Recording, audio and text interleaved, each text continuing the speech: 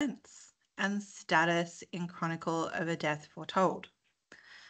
Firstly, we're looking at the scene on page 30 again, where the Vicario family agrees to marry Angela to the wealthy Beato San Roman, despite the fact that she disagrees with the arranged marriage. Now, Angela never forgot the horror of the night on which her parents and her older sisters with their husbands gathered together in the parlour, imposed on her the obligation to marry a man whom she had barely seen.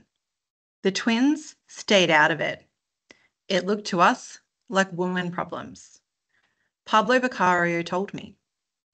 The parents' decisive argument was that a family dignified by modest means had no right to disdain that prize of destiny. Now, looking at some of the words, so horror of that night, you've got the negatively connoted language, which shows that Angela is in disagreement with the arranged marriage. Now, there's no reason given as to why, but the obligation to marry a man who she'd barely seen shows the lack of rights available to women in Latin American society, especially unmarried women who would have been at the mercy of their parents, in particular their fathers. Now, the fact that the family choose to marry her to Beato also implies lack of choice. It's explained that her family were of modest means, meaning that they were not particularly wealthy, and they considered it a prize of destiny that she would be married to a wealthy man. But we have to ask the question, who is winning a prize here? Is it the family in poverty who now have this connection to wealth?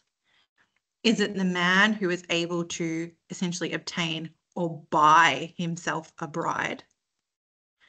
Certainly it's not the women, the fact that they're being objectified, sold for their virginity, pushed into marriages that they don't want to be in. But the family still consider this to be positive and beneficial for them because of their socioeconomic status. We can also drill down into the idea of destiny. So what role does destiny have in the novella? The belief of society at the time was debatable, whether they had control over their own actions, whether they believed in divine intervention and fate, because we can see that some of the characters in this text have a devout justification for inaction based on the idea that everything is predetermined. Is this the way it was always supposed to go for Angela, Beato, and the Vicario family? I don't know. But some of their beliefs may show that that is their thought pattern. Lastly, we can look at the butchering of the rabbit by Marquez. So how does this link in with some of our main themes? The idea is that it foreshadows the graphic death of Santiago Nassar. But she couldn't avoid a wave of fright as she remembered Santiago Nassar's horror when she pulled out the insides of a rabbit by the roots and threw the steaming guts to the dogs. "Don't be a savage," he told her. Make believe it was a human being.